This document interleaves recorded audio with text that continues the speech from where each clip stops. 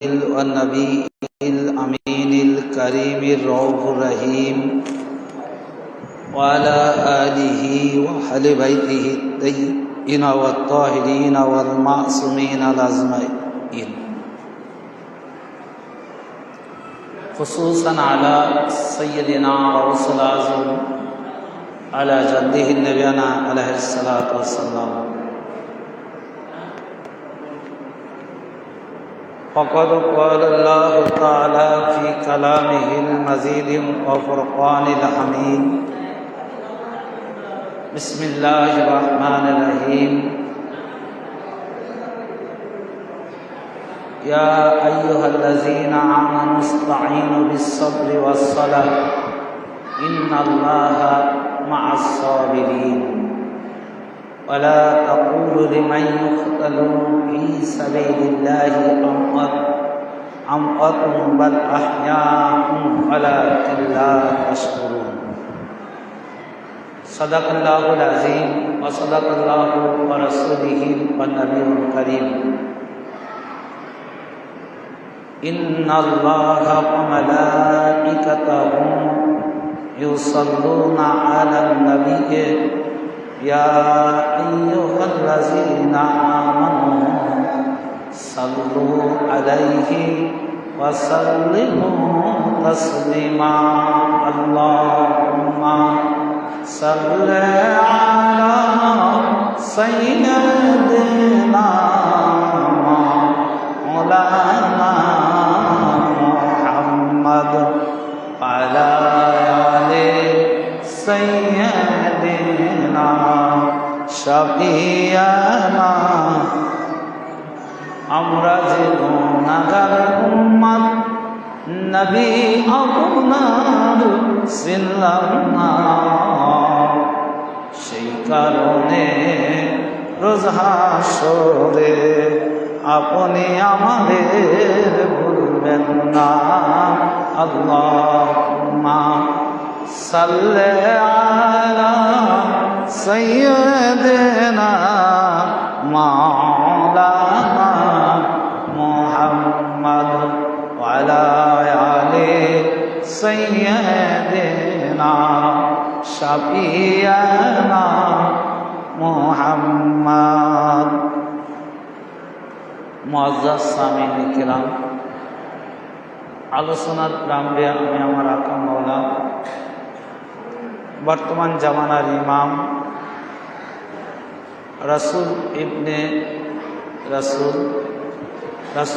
Gauss ইবনে Gauss হযরত সৈয়দ শাহ ইয়াসির আলী আল কাদরি আলাইহিদ্দিন বখশাতুল্লাহ এবং তানার পূর্বপুরুষ আহলে বাইত কিবলাগণের কদম যুগলে জানাই ভক্তিপূর্ণ সেজদা কদম বসি।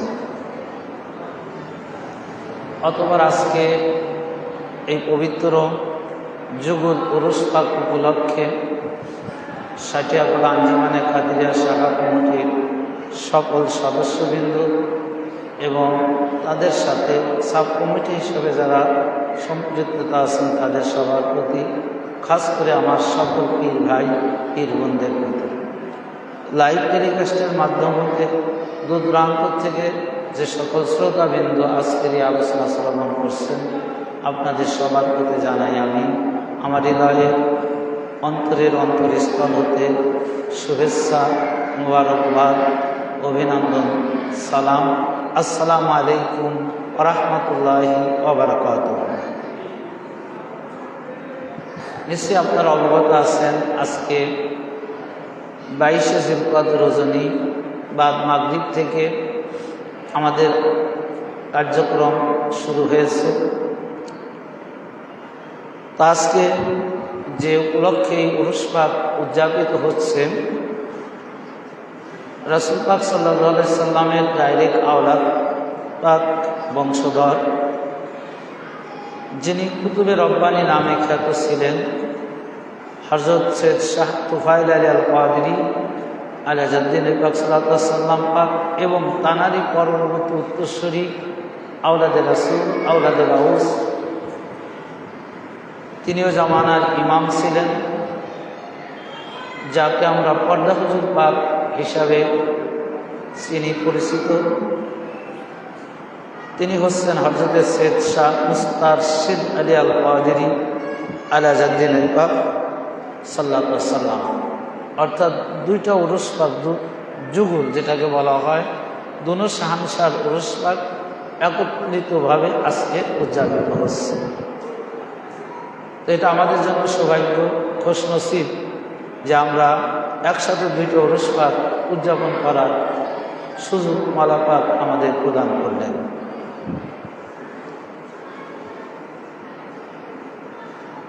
হযরত সৈয়দ শাহ তুফাইল আলী আল কাদেরী আলা জাদ্দিন পাক সাল্লাল্লাহু আলাইহি ওয়াসাল্লাম তিনি পর্দা কি বলে, তিনি যে বেলায়েতের মালিক হয়েছিলেন একবারে অন্যরকম। অর্থাৎ হযরত সৈয়দ শাহ জাকির আলী আল কাদেরী আলা জাদ্দিন পাক সাল্লাল্লাহু আলাইহি ওয়াসাল্লাম পাক যখন তিনি পর্দা নিলেন, তিনি ওখানে উপস্থিত ছিলেন না, তার কাছে তিনি ছিলেন না, লেখাপড়া বা যে কোনো কারণে তিনি বাইরে ছিলেন। আর এখন যেরকম টেলিগ্রাম বিভিন্নভাবে খোঁজ খবর আমরা নিতে পারি বিভিন্ন দেশ থেকে, বিভিন্ন জায়গার থেকে, তখন তো এরকম কোনো সুযোগ ছিল না, যার কারণে তিনি কাছে ছিলেন না। তিনি আস্তে আস্তে প্রায় 2 থেকে 3 দিন পর তিনি আসছিলেন। ততক্ষণে হযরত সৈয়দ শাহ জাকির আলী আল কাদেরী আলা জাদ্দিন পাক সাল্লাল্লাহু আলাইহি ওয়াসাল্লামের রওজা পাক মঙ্গলকোটে হয়ে গেছে। তেমন একটা সময় তিনি যখন আসলেন, যখন তিনি খবর পেলেন, তখন খুবই মর্মাহত হলেন এবং খুব কষ্ট, দুঃখ, বেদনা পেলেন। প্রথমত তিনি তার কাছে থাকতে পারেন নাই, এটা একটা শোকের কারণ। দ্বিতীয়ত তিনি যে পরবর্তীতে যে বিলায়েতের মসনদের মালিক হবে সেটাও হয়নি। তো এই জন্য তিনি খুব মর্মাহত হলেন, শোক পেলেন। তো তিনি ছিলেন গাউসে সানি পাকের উত্তরাধিকারী এবং ভ্রাতাস পুত্র ও জামতা, অর্থাৎ প্রথমত ভাতিজা এবং জামতা, 2টা আত্মীয় একত্রিত ছিল। তো যখন তিনি আসলেন, তাছাড়াও হযরতে সৈয়দ শাহ তুফাইল আলী আল কাদেরী আলা জাদ্দিন পাক সাল্লাল্লাহু আলাইহি ওয়াসাল্লাম পাককে গাউসে সানি পাক পিতৃ স্নেহ দিয়ে লালন পালন করেছিলেন, খুব ভালোবাসতেন। নিজের সন্তান যেরকম লালন পালন করে একজন পিতা হিসাবে, তো গাউসে সানি পাক তাকে খুব, কুতুবে রব্বানী পাককেও নিজের সন্তানের মতো করে লালন পালন করেছিলেন। এই কারণে তিনি আরও খুব ব্যথা বেদনা পেয়েছিলেন। আর কুতুবে রব্বানী পাক এত জ্ঞানের অধিকারী ছিলেন যে যে কোনো সময়, যে কোনো অবস্থাতে, যখন কেউ যত কঠিন প্রশ্ন করুক, তিনি সেটা ফয়সালা করে দিতেন, দেনান-দেন দিয়ে দিতে পারতেন। এই জন্য তিনি শিশু বয়স থেকে কোরআন শরীফ, হাদিস শরীফ, তাফসির, ফিকাহ এবং ধর্মতত্ত্ব অনুশাসন, বিশ্লেষণ, ধর্মীয় দর্শন ইত্যাদি সম্পর্কে তার অনেক জ্ঞান ছিল। তার সাথে তিনি তাসাউফের জ্ঞানও লাভ করেছিলেন কুতুবে রব্বানী পাক। তো যখন তিনি আসলেন মঙ্গলকোট পাকে, তখন তিনি খুব মর্মাহত হয়ে তিনি সেখানে কি করলেন, তিনি মর্মান্তিক খবর শুনে তিনি শোকে বিরহ হলেন এবং গাউসে সানি পাকের রওজা পাকে তিনি ইবাদত বন্দেগী ধ্যানমগ্ন কাটাতে ইচ্ছা করলেন। তো প্রথম রজনীতে যখন তিনি রওজা পাকে যাবেন, তিনি সাধারণত ঈশার নামাজ পর গভীর রাত যখন হতো তখন তিনি গাউসে সানি পাকে রওজা পাকে উদ্দেশ্যে রওনা হলেন। রওনা হওয়ার পরে তিনি দেখতে পেলেন যে অনেক হিংস্র প্রাণী রওজা পাকের চারদিকে পাহারাদার হিসেবে বসে আছে। সাপ, বিচ্ছু, খরগোশ, সিংহ, এক কথা হিংস্র প্রাণী যেটা মানুষের ক্ষতিকারক। তখন তিনি চিন্তা করলেন যে আমি এই মুহূর্ত অবস্থায় আমার ওখানে না যাওয়াটাই শ্রেয় বা উত্তম। তখন তিনি ওখান থেকে সেদিন আর রওজা পাকে গেলেন না, ফিরে আসলেন। তো দ্বিতীয় রজনীতে ঠিক তিনি আবার মনস্থ করলেন, আবার তিনি ওই রওজা পাকে যাওয়ার জন্য ইচ্ছা করলেন। তো যখন রওজা পাকে দ্বিতীয় রজনীতে গেলেন, ঠিক একই দৃশ্য, চতুর্দিকে বড় বড় সাপ, এক কথা খুবই ভয়াবহ অবস্থা। তো তখন তিনি ভাবলেন যে এরকম হওয়ার কারণ কি? কারণ এত জায়গা মানে জঙ্গল আছে, ওদের নিরাপদ স্থান আছে, আর যেখানে সব সময় লোকালয় লোকজন যাতায়াত করছে, সেই জায়গায় কেন এদের এত বিচরণ? কারণ কি? তখন এই প্রশ্নটা যখন তিনি নিজে নিজে মনের মধ্যে যখন তিনি সংকল্প করলেন, যে প্রশ্ন করলেন, তখন তেনার থেকে উত্তর বের হয়ে গেছে হয়তো এটা আমার পরীক্ষা, হয়তো এটা আমার কি পরীক্ষার জন্য প্রেরণ করা হচ্ছে, যে আমি এদের ভয়ে আমি মূল কাজের থেকে পিছু পা হই কিনা। কারণ যদি আমি আমার ভিতরে যদি আল্লাহর প্রেম থাকে, নবীর প্রেম থাকে, তার আওলাদ আহলে বাইতের প্রেম থাকে, তাহলে তো এই দুনিয়ার সাময়িক এই সাপ বিচ্ছু এটা দেখে তো আমার ভয় পাওয়া চলবে না। এরা কি? এরা তো দুনিয়ার কোনো স্থায়ী, এরা আমার কি করবে? কারণ আমার ভিতরে থাকতে হবে আল্লাহর ভয়, আমার ভিতরে থাকতে হবে আহলে বাইতের ভালোবাসা, মহব্বত, প্রেম। তো এনাদেরকে ভয় পাক করা যাবে না, কারণ আল্লাহ রব্বুল আলামিন যিনি আমাকে সৃষ্টি করেছেন তিনি তো আমাকে হেফাজত করবেন। তো এর জন্য তো আমার ভয় পেলে চলবে না। তখন তিনি আর ওই সাপ আর ওই সব কিছু তিনি মানলেন না। না মানার তিনি কি করলেন, রওজা পাকে ধ্যানমগ্ন অবস্থায় ফজর পর্যন্ত কাটাইলেন। তাহলে কত প্রেমিক ছিলেন তারা, কত আশেকান ছিলেন, তাদের দেহের মধ্যে তাদের হৃদয়ে কতটা ভয় ছিল। তাদের কেমন ভয় ছিল যে তারা কখনো দুনিয়ার লোভী, তারা কি ছিল না, দুনিয়ার প্রতি তাদের কোনো লোভ লালসা ছিল না। তারা সবসময় পরকাল পথের আশায় থাকতেন, এটাই ছিল তাদের মূল কাজ। তো এর ঘটনা হলো, দেখেন যে কিরকম তারা ইবাদত করতেন।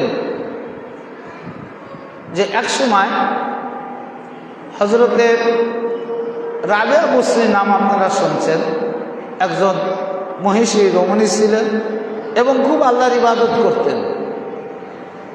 তো ওনাকে প্রশ্ন করা হয়েছিল যে আপনি যে এত ইবাদত করেন কারণ কি, কিসের জন্য করেন? তা আসলে ইবাদত তো মানুষ করে আল্লাহর রাজি খুশি করার জন্য,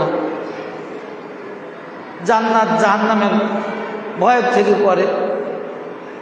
তো রাবিয়া বসরি তখন উত্তর দিচ্ছে যে আমি ইবাদত করি এই কারণে যে তোমরা এটা ভাবো না যে আমি ইবাদত করি জান্নাতের লোভে। কারণ আমি যদি জান্নাতের লোভে ইবাদত করি, তাহলে রোজ মাহশরের দিন যখন আমাকে হাসরের দিন যখন আল্লাহ বিচারালয়ে আমি যখন দাঁড়াবো, তখন যদি আল্লাহ বলে যে আমার জন্য কি করেছো,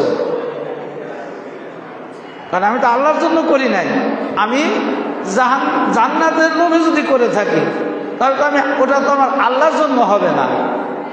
আবার যদি আমি জাহান্নামের ভয় করি, তাহলে যখন আমাকে প্রশ্ন করবে, তাহলে আমি জাহান্নামের ভয়ের কথা বললে আল্লাহ বলবে তাহলে তুমি আমাকে ভয় করো না, তুমি ভয় করছো কি জাহান্নামে।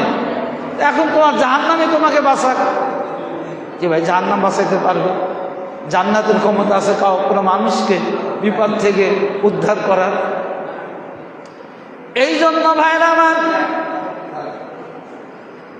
হযরতে রাবিয়া মুসলিম তিনি উত্তর দিলেন, হে মানব সকল, তোমরা জেনে রাখো আমি রাবিয়া মুসলিম জান্নাতের লোভে ইবাদত করি না। আমি যদি জান্নাতের লোভে ইবাদত করি, তাহলে আমার ভিতর লোভ এসে যাবে, লোভের বাসা বাঁধবে। তখন মহান রব্বুল আলামিন তিনি আমাকে বলবেন, হে রাবিয়া, তুমি তো জান্নাতের লোভে ইবাদত করেছো।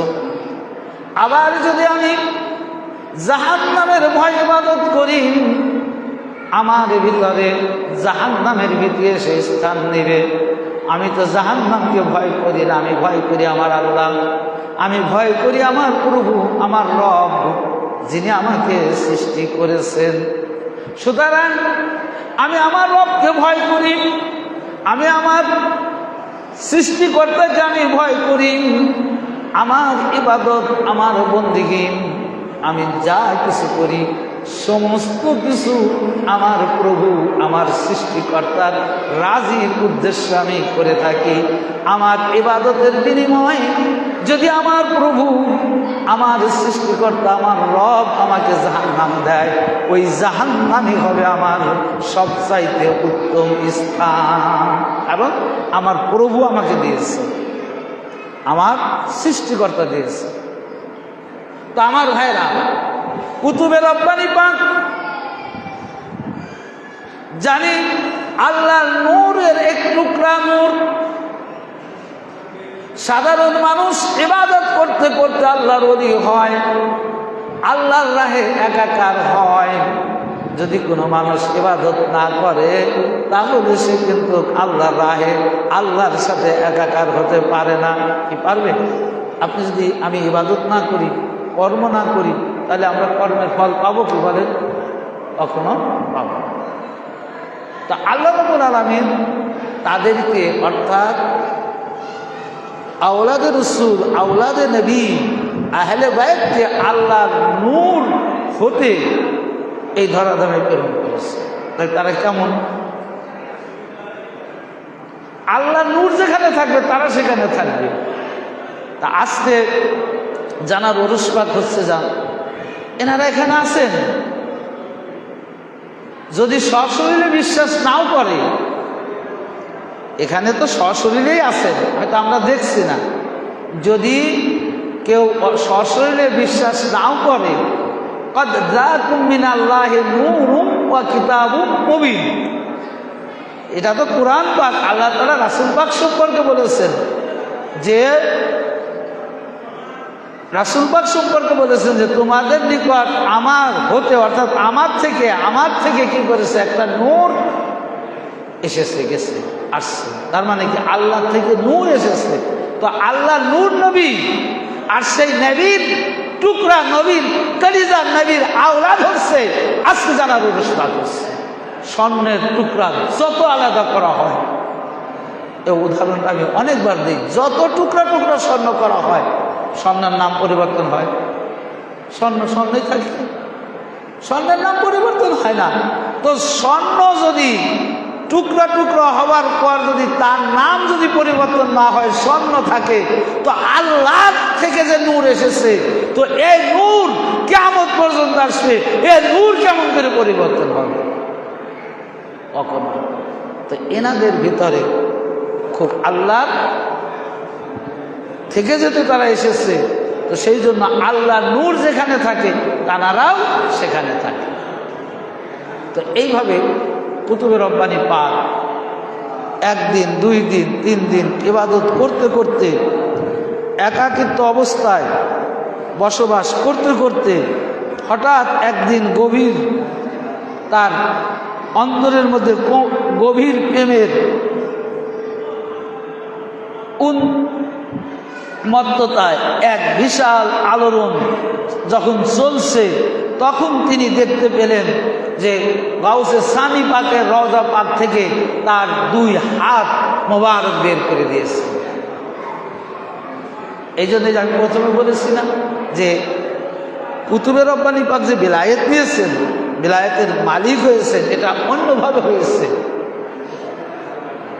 পূর্বের বা অদ্যবধি পর্যন্ত যারা বিলায়েতের মালিক হয় যেভাবে হয়েছে বা যেভাবে ট্রান্সফার করছে, কিন্তু কুতুবে রব্বানি পাক ওই রকমভাবে নিতে পারেননি। কারণ গাউসে সানি পাক যখন বেসালে হক নেন তখন তিনি ওখানে ছিলেন না। যখন তিনি দেখতে পেলেন গাউসে সানি পাকের 2 হাত মোবারক রওজা মোবারক থেকে বের করে দিয়েছে, এত আলোয় আলোকিত হয়েছে, এত সুন্দর পরিবেশ। কারণ গাউসে সানি পাক তিনি আল্লাহর নূরের এক টুকরা, আর সেই নূরের টুকরা যখন উপরের দিকে রওজা পাক থেকে উপরের দিকে উত্তোলন করে দিয়েছে, ওই সমস্ত জায়গায় আলোয় আলোকিত হয়ে গেছে। এবং রওজা পাক থেকে আওয়াজ আসলো, হ্যাঁ আমার প্রাণ প্রিয় কলিজার টুকরা, এখন তুমি তোমার মনের বাসনা পূরণ করে নাও। তুমি তোমার মনের বাসনা কি করো? পূরণ করে নাও। কারণ তোমাকে যে বস্তু দিয়ে আসার কথা ছিল ওটা তো আমি দিয়ে আসতে পারিনি। তুমি বিলায়েতের মালিক হয়ে যাও, তুমি এই কুল কায়নাতের পরিচালক, গাউসিয়াত মসনাদের মালিক হবে তুমি আজকের থেকে। সুতরাং তুমি কি করো? তোমার মনের সেই মনের আশাটা তুমি পূরণ করে নাও। কুতুবে রব্বানি পাক তিনি বলেন, আমি গাউসে সানি পাকের পবিত্র হাত মোবারক চোখে লাগালাম, চুম্বন করলাম, এবং যখন চোখে লাগানোর পরে যখন আমি চুম্বন করলাম, আদবের সাথে যখন আমি ভক্তি করলাম, আদবের সহিত যখন আমি তাজিম করলাম, তাজিম করার সাথে সাথে আমার ভিতরে অন্যরকম আলোড়ন সৃষ্টি হয়ে গেল। কারণ পূর্বে ছিল কোরআন হাদিস, এলেম, ফিকহ, তাসাউফের জ্ঞান, কিন্তু বিলায়েতের নূর তো তখন পৌঁছায়নি। আর যখন গাউসে সানি পাকের 2 হাত মোবারক যখন চুম্বন করলেন, চুম্বন করার সাথে সাথে গাউসে সানি পাক থেকে যে বিলায়েতের পায়েস, এটা কুতুবে রব্বানি পাকের মধ্যে যাওয়ার সাথে সাথে অন্যরকম হয়ে গেছে।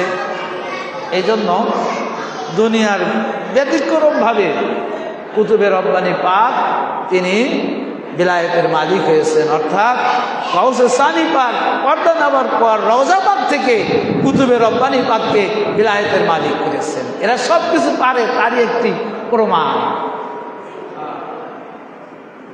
যারা নবীর আওলাদ, আল্লাহর নূর, আল্লাহ কি পারে না? আল্লাহ সব পারে। তো সেই আল্লাহ নূরের টুকরা, সেই আল্লাহ নূরের অংশ, তারাও সব কিছু পারে। তারই একটি বহির প্রকাশ, অর্থাৎ প্র্যাকটিক্যালি বস্তু প্রদান করে প্র্যাকটিক্যালি ভাবে দেখা দিলেন যে আমি দুনিয়া থেকে যদিও এই বিলায়েতের মালিক, আমি আমার কলিজার টুকরা, আমার ভাতসপুত্রকে আমি দিতে পারিনি, তাতে কি হয়েছে? আমি ইন্তেকালের পরে সেটা তাকে দিয়ে পরিপূর্ণতা করে দিলাম। তো এটা হলো এনাদের ক্ষমতা ভাই। তো আজকে আমরা আসলে মেন হলো আকীদা।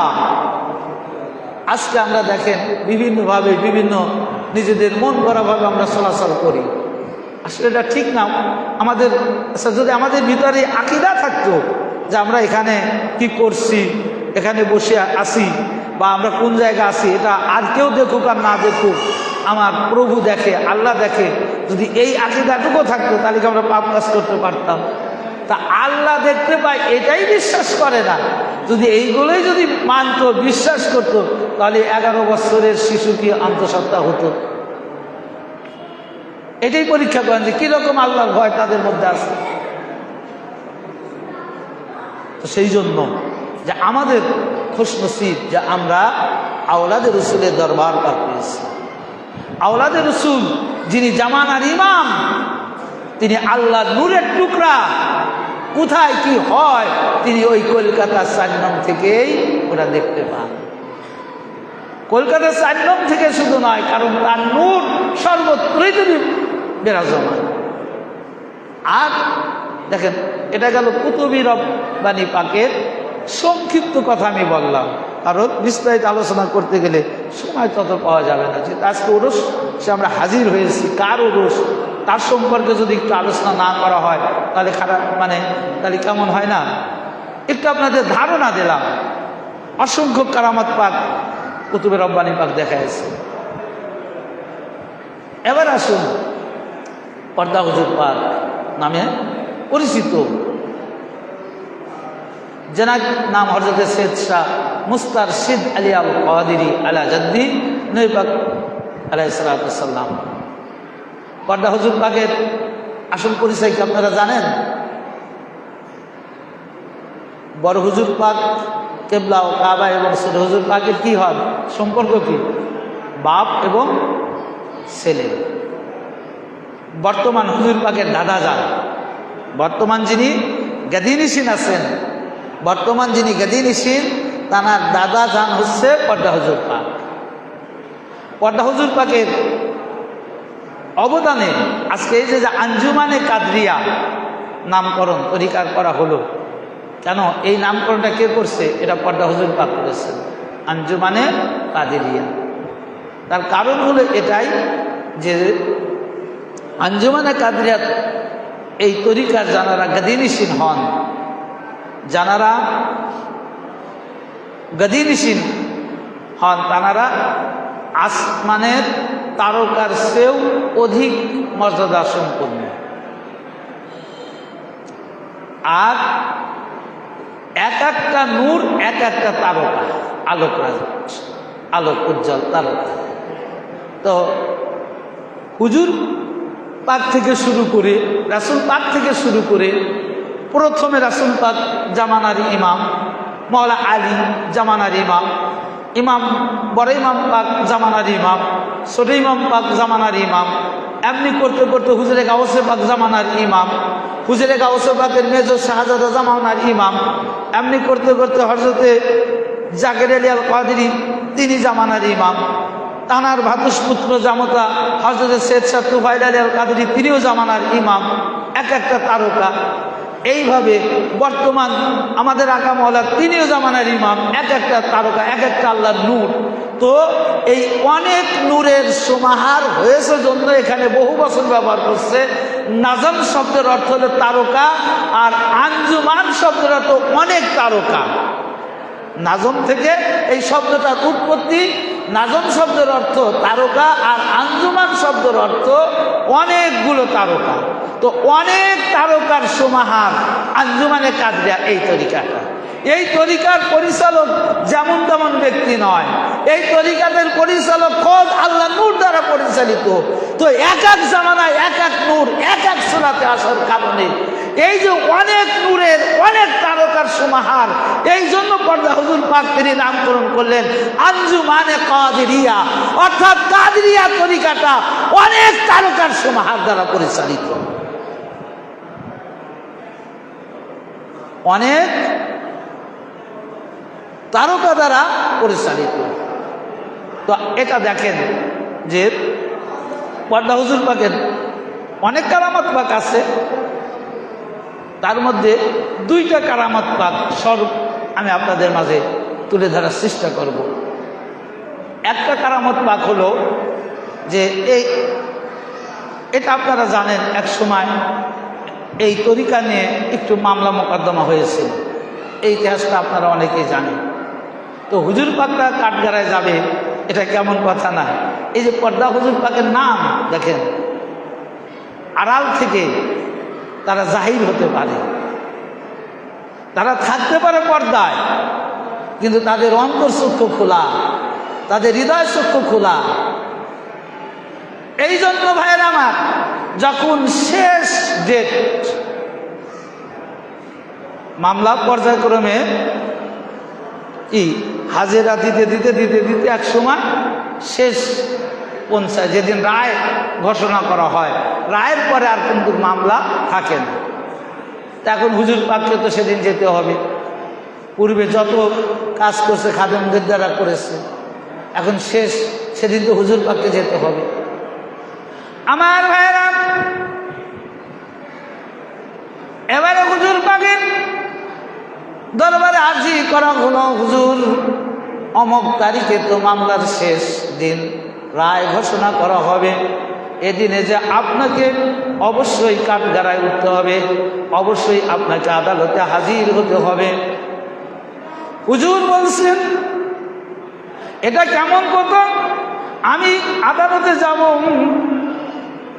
তিনি বললেন, ঠিক আছে, যেদিন আদালতের তারিখ হয় সেই দিন আমাকে জানিও।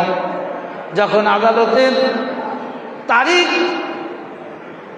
ডেট চলে আসলো, একজন খাদেমকে তিনি বললেন, তুমি আমার থেকে তুমি কি করবে, ওই আদালতে যাবে, কাঠগড়ায় দাঁড়াবে, বিচারালয়ে দাঁড়াবে, হাকিম যখন বিচার করবেন তখন তুমি নিজে কি করবে, আমার তরফ থেকে, আমার পক্ষ থেকে ওখানে দাঁড়াবে।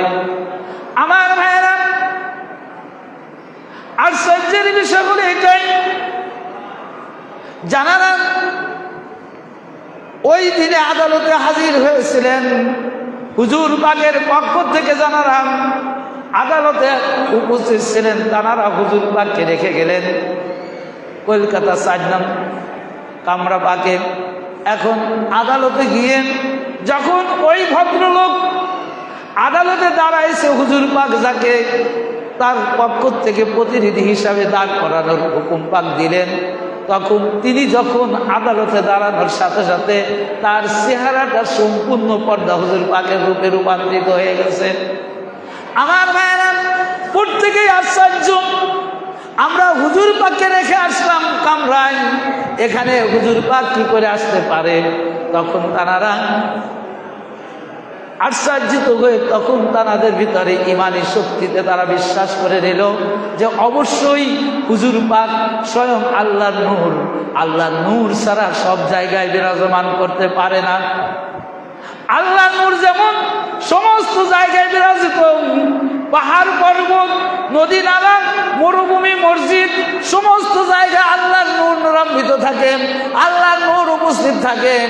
সেই নূরের টুকরা পর্দা হুজুর পাক তিনি আজকে এই আদালতে হাজিরা দ্বারা এটা প্র্যাকটিক্যালি ভাবে প্রমাণ করে দিল যে আল্লাহ নূর থেকে যে কাঁদে যা তুমি আল্লাহ নূর ওয়া কিতাবুম মুবিন, যে আল্লাহ রাব্বুল আলামিনের পক্ষ থেকে হুজুর পাককে যে নূর করে প্রেরণ করেছে, তার প্র্যাকটিক্যালি সেই নূরের টুকরা পর্দা হুজুর পাক, সেই নূরের অংশ পর্দা হুজুর পাক, ওই একই নূর পর্দা হুজুর পাক, সেটা প্রমাণ করে তিনি প্র্যাকটিক্যালি ভাবে দেখায় দিলেন যে তারা সব জায়গায় কি থাকতে পারে। এখানে কি আল্লাহর নূর নাই ভাই? অবশ্যই আছে। আল্লাহ নূর তো সারা আসমান এবং জমিন, নূরুস সামাওয়াতি ওয়াল আরদ, আল্লাহ নূর আসমান এবং জমিন সর্বত্রে বিরাজমান।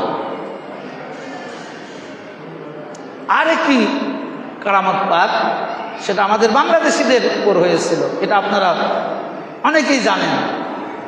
আমি এই জন্য বলছি যে এনাদেরকে ভালোবাসতে হবে, আদবের সাথে তাজিমের সাথে গ্রহণ করতে হবে, কারণ এনাদের সাথে যারা বেয়াদবি করবে তারা ধ্বংস, তারা হালাকা হয়ে যাবে, কারণ এনাদের দ্বারাই আল্লাহর এই রাজত্ব পরিচালিত হচ্ছে।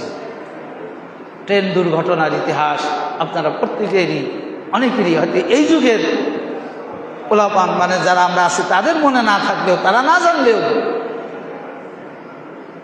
অসংখ্য পর্দা হুজুর পাকের এখনো মুরিদান 2-1 আছে, তারা কিন্তু জানে যে দিনে কি অবস্থা হয়েছে। ভারত বাংলাদেশের মধ্যে একটা বৈরী ভাব ছিল। তো ভারত গভর্নমেন্ট চিন্তা করছিল যে আমি এই ট্রেনটা যদি শেষ করে দিই তাহলে অনেক মুসলমান একবারে শেষ হয়ে যাবে।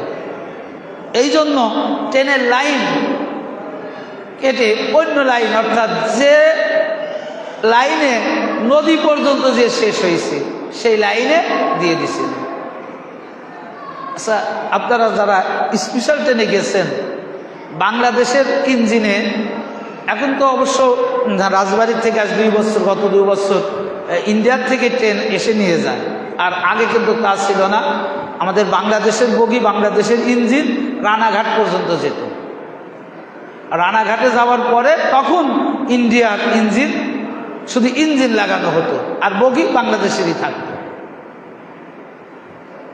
তো সেই সময় ওই একই নিয়ম ছিল, ওই রানাঘাট পর্যন্ত বাংলাদেশের বগি যেত, আর রানাঘাট যাবার পরে বাংলাদেশের বগি থাকতো আর ইঞ্জিন পাল্টায় যেত, কারণ ওইদিকে লাইন ছিল কারেন্টের এবং তাদের মতো তারা চলাইত। তো আমার ভাইয়েরা, যখন ট্রেন নদীর রাস্তার অভিমুখে শুরু হয়েছে, যদি ওই ট্রেন দেন হার্ড ব্রেক না করা হতো, প্রায় পুরা বগিগুলো নদীর মধ্যে চলে যেত। আর নদীর মধ্যে গেলে কি হতো, বাংলা আমাদের পীর ভাইয়েরা অধিকাংশই কি হতো, তারা আর ফেরত আসতে পারত না। এটা আপনারা জানেন, কয়েকদিন আগে গত ঈদুল ফিতরে একটা বাস দৌলতদিয়া ঘাটের মধ্যে নদীতে পড়ে যায়। ওই বাসের অধিকাংশ যাত্রী কিন্তু মারা গেছে, কারণ বাস বা ট্রেন সহ যদি নদীর মধ্যে পড়ে যায়, বের হবার কোনো সুযোগ থাকে না, রাস্তা থাকে না। ওই রাস্তা খুঁজতে খুঁজতেই ততক্ষণে যান প্রাণ পাখি শেষ হয়ে যায়। আমার মায়েরা, আশ্চর্যের বিষয় হলো একটাই, যে হার্ড ব্রেক করেছেন, এমন ব্রেক করেছে, কিন্তু ওই গাড়ির মধ্যে আমাদের পীর ভাই পীর বোনেরা যারা ছিল, তানারা তো ওইটা ভাবেও নাই, তানারা ওটা জানেও না। শুধু তানারা জোরে ব্রেক করার কারণে তানাদের দেহের মধ্যে আঘাত লেগেছে, একটা পাতিল আর একটা পাতিলের সঙ্গে লেগেছে, এইটাই তারা অনুভব করেছে। কিন্তু কি হচ্ছে ওটা তারা দেখে নাই, যে ড্রাইভার এই কাজটা করেছিল সে তার জীবন বাঁচানোর জন্য যখন ব্রেক করে ওই ইঞ্জিন থেকে যখন নেমে যাবে, তখন তার ফল কোমর অ্যাঙ্গেলের মধ্যে আটকিয়ে তিনি মারা গেছিল, আর কেউ মারা যায়নি। শুধু মারা যাওয়া নয়, মানুষ তো বেঁচেই গেছে। এখন আমরা তবারকানি নেওয়ানি প্লাস্টিকের পাতিল, এই পাতিল কিন্তু হাজার আঘাত লাগলেও ভাঙবে না, ফাটবে না। আর তখন মাইক্রো পাতিল ছিল, কালো কালো পাতিল। আজও দেখবেন পুরাতন যারা আছে তাদের বাড়িতে ওই ঘরের সবচাইতে উঁচু জায়গায় ওই পাতিলগুলো কি করেছে, ঝোলায় রেখেছে। কালো বা যে কোনো রঙের মাইক্রো পাতিল, যারা চাক্ষুষ প্রমাণ ওই গাড়িতে যারা সশরীরে উপস্থিত ছিলেন, তারা বলেছেন আমাদের ক্ষতি হওয়া তো দূরের কথা, আমরা যে মাইক্রো পাতিলের মধ্যে নেওয়া কিনেছি, একটা মাইক্রো পাতিলেরও কোনো ক্ষতি হয় না। আমার ভাইরা, এটাই হলো আওলাদে রাসূলের পাওয়ার। কারণ পীর ও মুর্শিদ পাক মাওলানা জাকির হোসেনকে একটা কথাই বলেছিলেন, যে তুমি কি চাও? বলছিল, হুজুর আমি দুনিয়ায় আপনাকে চাই, আখিরাতেও আপনাকে চাই। তখন পীর ও মুর্শিদ পাক মাওলানা জাকিরকে বলেছিলেন যে আমরা যদি দুনিয়ার থেকে যদি তোমাদের কোনো উপকারে না আসতে পারি, দুনিয়ার কোনো বিপদ থেকে যদি তোমাদেরকে উদ্ধার করতে না পারি, কারণ দুনিয়ার বিপদ তো সামান্য মামুলি ব্যাপার, আর পরকালে রোজ মাহশারের মধ্যে যে সকল বিপদ আসবে, এই বিপদগুলো সবচাইতে কঠিন কঠিন। তো দুনিয়ার এই মামুলি বিপদ থেকে যদি এই ফকির তোমাকে উদ্ধার করতে না পারে, তাহলে রোজ মাহশারের দিন ওই কঠিন বিপদ হতে তোমাদের কিভাবে উদ্ধার করব? এই জন্য বলা হয়েছে যে দুনিয়া এবং আখিরাত উভয় জগতের তারানে ওয়ালা আওলাদের রাসূল। এই জন্যই মওলা হুজুর পাক তিনি দেওয়ানে জামালের মধ্যে তানার পূর্বপুরুষকে লক্ষ্য করে লিখছেন, দেখা দে আস্তানে শাহ জিলা ইয়া খুদা মুঝকো। যে মওলা হুজুর পাক দেওয়ানে জামালের মধ্যে কেমন ভাবে আদবের সাথে, তাজিমের সাথে, ভক্তির সাথে প্রার্থনা করতে হবে তিনি দেখা দিলেন। সুন্দর করে কাসিদার মধ্যে হুজুরে গাউসে পাকের নিকট তিনি প্রার্থনা করছেন, দেখা দে আস্তানে, হে গাউসে পাক আমি ওই আস্তানা দেখতে চাই, ওই আস্তানাকে আমাকে দেখাও যে আস্তানার মধ্যে আল্লাহর নূর থাকে, যে আস্তানার নূরে আমি নিজেকে নূরান্বিত হতে চাই। এই জন্য লিখলেন, দেখা দে আস্তানে শাহে জিলা ইয়া খুদা মুঝকো, যে হে গাউসে পাক আপনি ওই আস্তানাটা আমাকে দেখান, যে আস্তানার মধ্যে আমি খোদা তাআলার মূল বিষয়বস্তু দেখতে পাই। তো সেই জন্য ভাই গাউস পাকের ওলির দরবারে আদবের সাথে আসতে হবে। আমরা যখন উরুস পাকে আসবো, আমরা চেষ্টা করব যতটুকু সময় উরুস পাকে, মাজলিস পাকে, মাহফিল পাকে বসবো, আদবের সাথে বসে থাকবো। কারণ আল্লাহ বলছেন যে আলা তাকুনু লিমান ইউক্তালু ফি সাবিলিল্লাহি, অর্থাৎ যারা আল্লাহ রাস্তায় যারা ইন্তেকাল করে তারা কখনো মারা যায় না। তো আজকে জানাদের পুরুষ পাকে তারা আল্লাহ থেকে এসেছে, আল্লাহর কাছে আবার চলে গেছে, এরা কি মারা যেতে পারে ভাই? এরা ট্রান্সফার অর্থাৎ পর্দা দিছে। তো এই মাহফিল পাকে আজকে আমরা ফুল কেন দেই? এই যে ফুল পাক এখানে কেন দেই?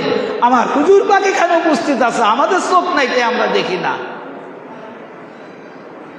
তো সেই দরবারে বসতে গেলে বসার আদব রাখতে হবে না? সেই জায়গায় থাকতে গেলে আমাদের আদবের সাথে থাকতে হবে না? এই জন্য আমরা যখন উরুস পাকে 11 শরীফে আমাদের মিলাদ মাহফিলে আমরা যখন হাজির হব, আমরা কখনো নিজেদেরকে অহংকারী, নিজেদের মধ্যে তাকব্বুরি রাখবো না। আমরা নতশিরে, আমরা ভক্তির সাথে, তাজিমের সাথে, আদবের সাথে আমরা মাহফিল পাকে অবস্থান করব।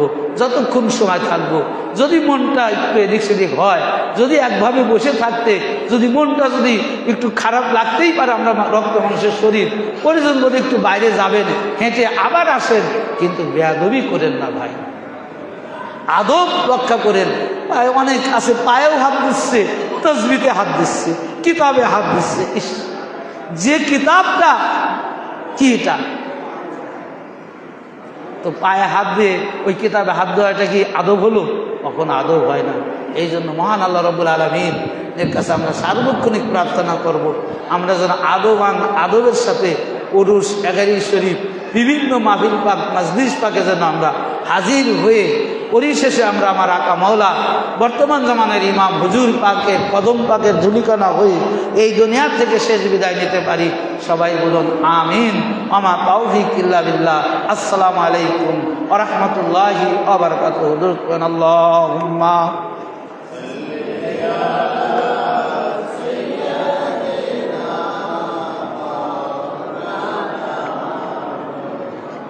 ওয়া আলা আলি